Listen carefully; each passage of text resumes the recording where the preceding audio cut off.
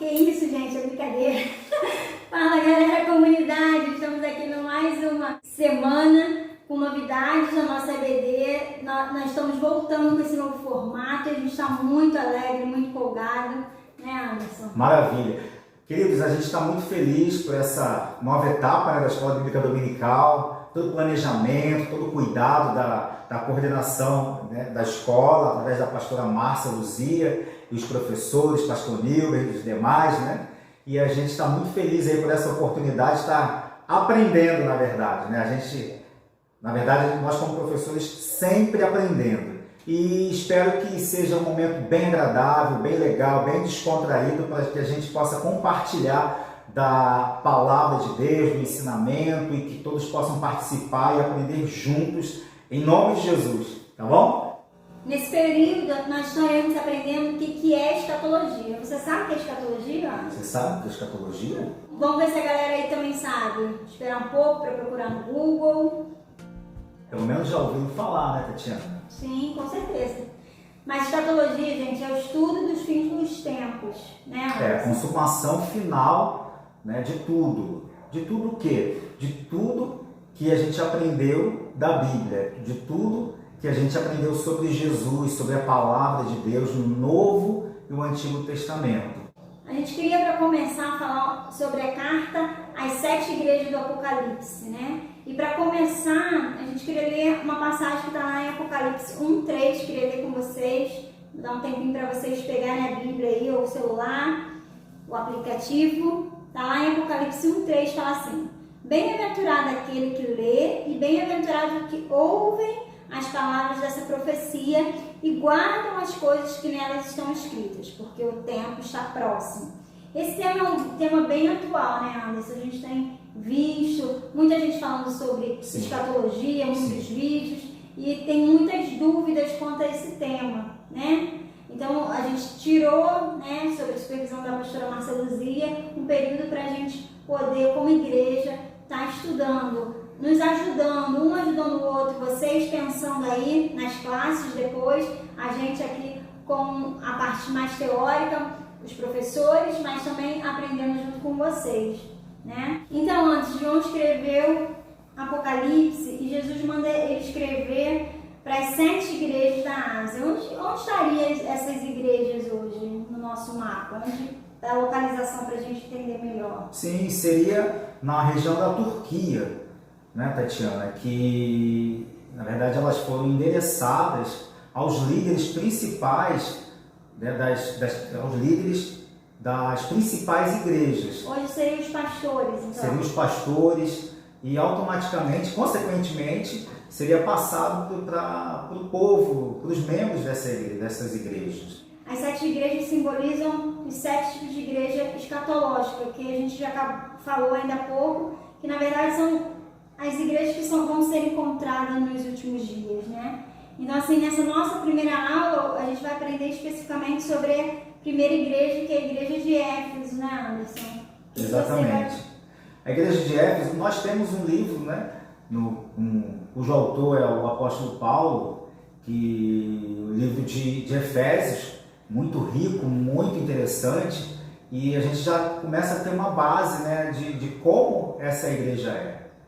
E em Apocalipse, uma das principais características dessa igreja é a autenticidade.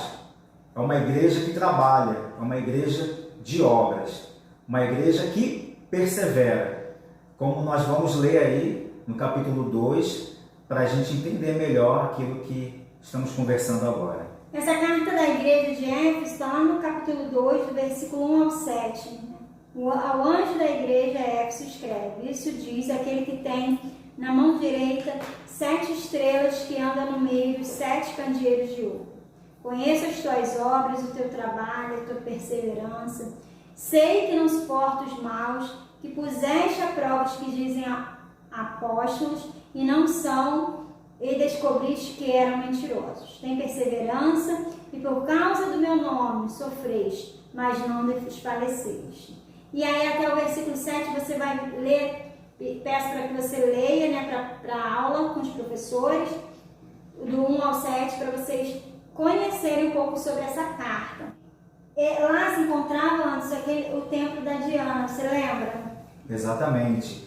E onde o apóstolo Paulo ele chegou a essa cidade e ele foi assim, ele ficou bem impressionado com a questão da idolatria dessa cidade. E toda essa cidade, na verdade, ela vivia do comércio da deusa Diana dos Efésios. Hoje em dia, a gente pode, não dando nome, mas a gente vê hoje em dia alguns lugares aqui no Brasil vivendo do comércio de alguns deuses, né? Sim. E cidades inteiras em São Paulo, na própria região Nordeste, vivendo dessa idolatria, né? Não muito diferente Sim. do que a gente vive hoje. Na verdade, essa Diana dos Efésios era conhecida como uma das 7 maravilhas do mundo antigo.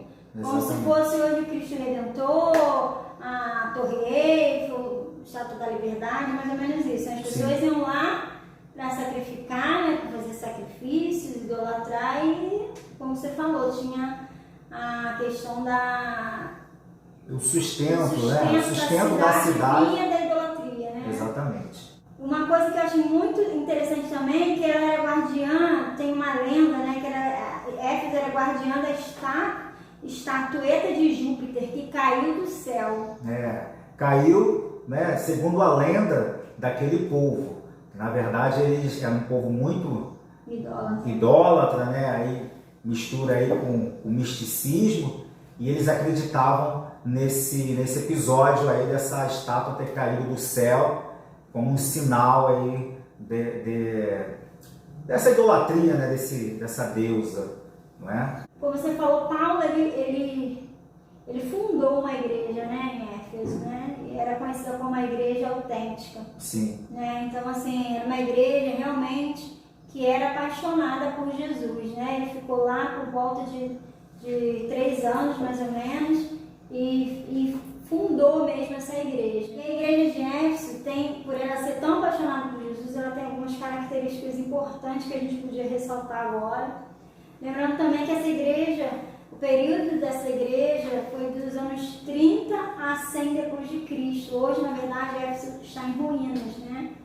Mas naquela época a igreja tinha suas características e foi bem destacada aqui, onde a gente lê em Apocalipse 2, do 1 ao 7. Você quer falar algumas coisas? Isso. Essa igreja, na verdade, ela mantinha a autenticidade da doutrina de Cristo, da palavra de Deus, a verdadeira doutrina. E era uma igreja apostólica, uma igreja com fundamentos, uma igreja de trabalho, uma igreja verdadeiramente que põe a mão na massa, a igreja que não negava trabalho e expansão. E uma igreja perseverante, uma igreja né? Que persevera, uma igreja, exatamente, uma igreja que assim que não desistia. Ela não ficava abalada com as perseguições, com o que falavam dela. Não era uma igreja instável. Uma coisa interessante, antes que ele fala que ela pôs à prova os maus crentes, né? Nem permitia que esses maus cristãos, aqueles que não davam bom testemunho, se a gente for parar para pensar assim, né?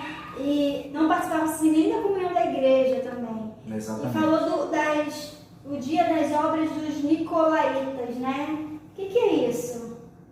Sim, por não suportar os irmãos assim, vamos dizer, rebeldes, né, que não queriam ter comunhão com a igreja, pelo contrário, queria causar problemas na igreja.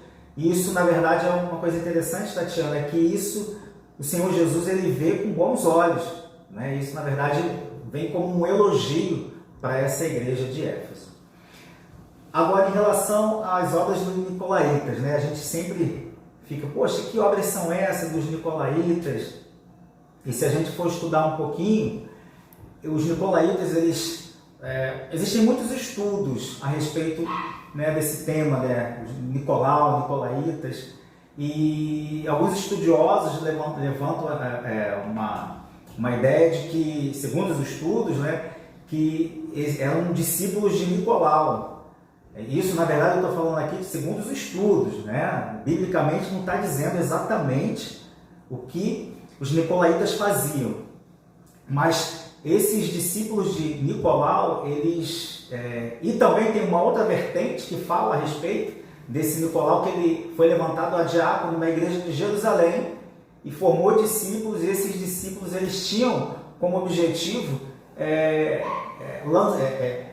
pregar, tomar a mente das pessoas daquele povo e pregar a imoralidade sexual, que era a característica principal, que era o objetivo principal desses nicolaítas, né? Que a gente conhece segundo os estudos de alguns teólogos, de alguns estudiosos. Qual foi o defeito? Por que foi preciso escrever essas cartas, né? Essa carta? O que teve de reprovação, se a gente falou de tantas coisas legais, de tantas características boas dessa igreja? Era uma igreja que fazia tantas coisas legais, né? O que reprovou?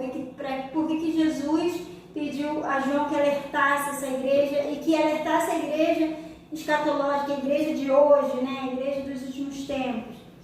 Então, assim, o defeito era que... nem defeito, onde ela se perdeu, né? Sim. No capítulo 2, versículo 4, fala assim: tenho, porém, contra ti que deixaste o teu primeiro amor. Aí eu faço uma pergunta para você: o que é o primeiro amor? Né? Verdade, é algo para a gente pensar, né? Então, assim, esse primeiro amor, muitas vezes a gente pode, na verdade, entrar nesse contexto, né? Nós, como cristãos, aquele que recebeu Jesus como Senhor e Salvador. Muito provável por essa igreja ela ter, assim, ser conhecida pela autenticidade, pelo trabalho, pela perseverança, mas pode ter se perdido nas questões mais simples, que é o amor verdadeiro, que é o cuidado para com as pessoas, Sim. O zelo para com as pessoas, né? O olhar de amor, o olhar de cuidado, de pastoreio. Então, isso pode ter acontecido. Isso, se trazermos para o nosso dia a dia, pode acontecer também conosco. Eles eram muito firmes na doutrina e na disciplina, né? De repente, isso foi deixando mesmo a questão do primeiro amor. A essência, né? Foi perdida. Exatamente. A essência, porque, na verdade, nós sabemos muito bem que Deus é amor, né? Apesar de que Ele também quer ordem, né, no culto, ordem na igreja, Ele sempre nos dá a orientação de disciplinarmos, de corrigirmos, mas esse primeiro amor tem a ver com o maior amor que nós temos, que é o amor ágape, que é o amor de Deus, o amor supremo, o amor maior, o amor perfeito que não falha. Então, pode ter essa, como nós falamos aqui, essência, pode ter perdido no decorrer do tempo, com tanto zelo, com a disciplina, né, com as doutrinas, com a correção, com a preservação, né, moral da igreja, mas essa essência pode ter se perdido um pouco no decorrer do tempo. Na verdade, a gente quer deixar vocês pensarem. Exatamente. Né, discutirem nas classes. Isso. Aonde foi que essa igreja perdeu o primeiro amor? Aonde ela se deixou? O que vocês acham?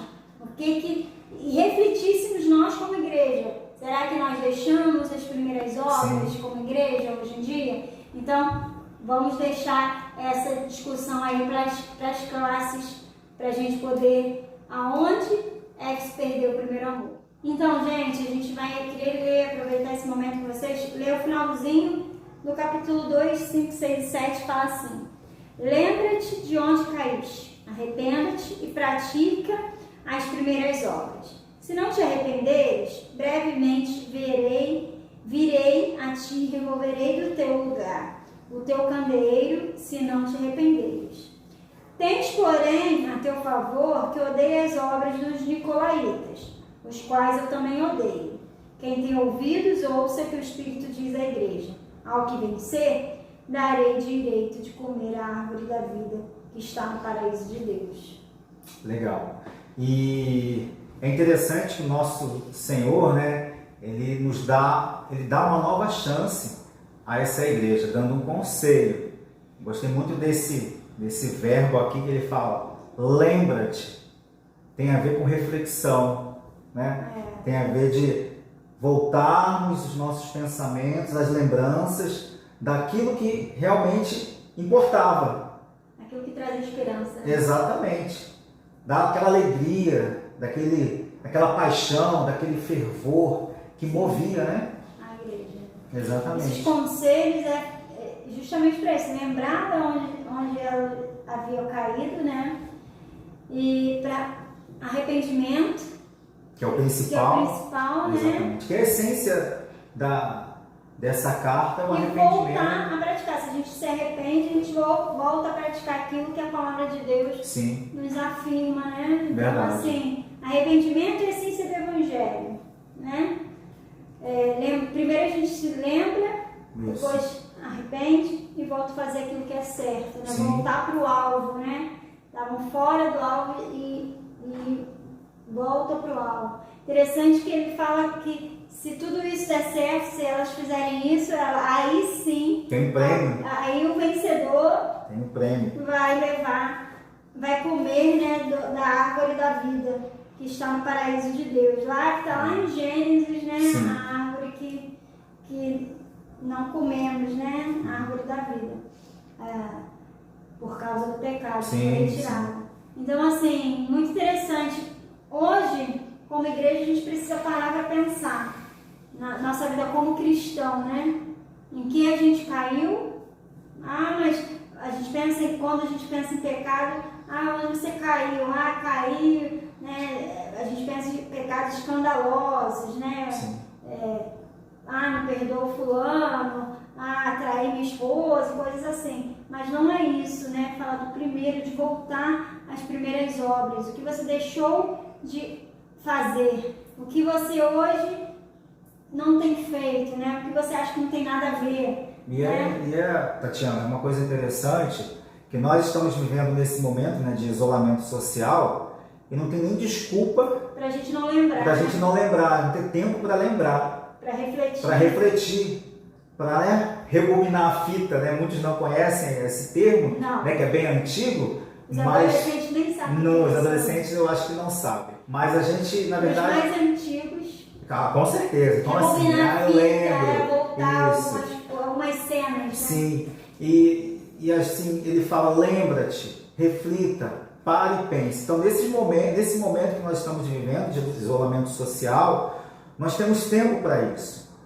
E coisas simples, né, Tatiana? Como visitar uma pessoa, claro, virtualmente, né, através do WhatsApp. Eu gosto muito de usar chamada de vídeo, né, quando eu posso. Claro, quando a pessoa do outro lado pode me entender, porque eu gosto de ver a expressão do outro lado da pessoa, para poder conversar com mais clareza, né?